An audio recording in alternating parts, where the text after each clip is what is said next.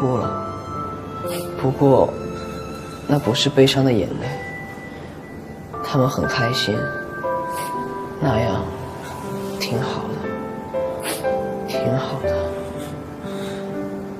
如果你有机会再见到隋老师，麻烦你帮我对他说，对不起，以前让他担心了。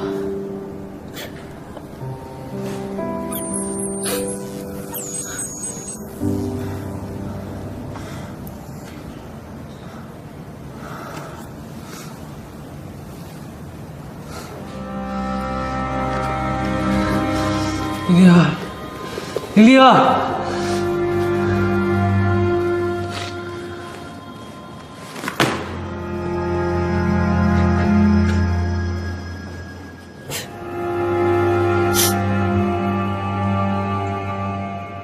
为了得到他的信任，我安排自己以数学老师、化学老师的身份隐藏于玉贤高中，表面上是为隋寒光观察001的生活状况，实际上是为了保护 R1的资产。我这里有几组照片，希望在座的各位看一下。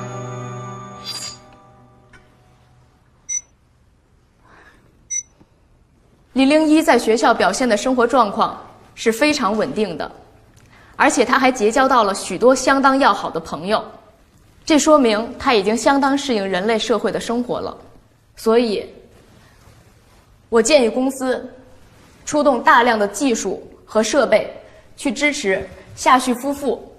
进行防御城市的。但是，夏旭和袁和琴明知道隋寒光偷走了公司的技术资产，仍借由隋寒光在国外军事处获得金元，做出了001，还趁机让他用他们提供的馊代码做出了002。你们不仅违法使用了公司的技术资产，还可能导致公司陷入更危险的国家安全和军事泄密的风险。因此，我们决定驳回夏旭和袁和晴的申请。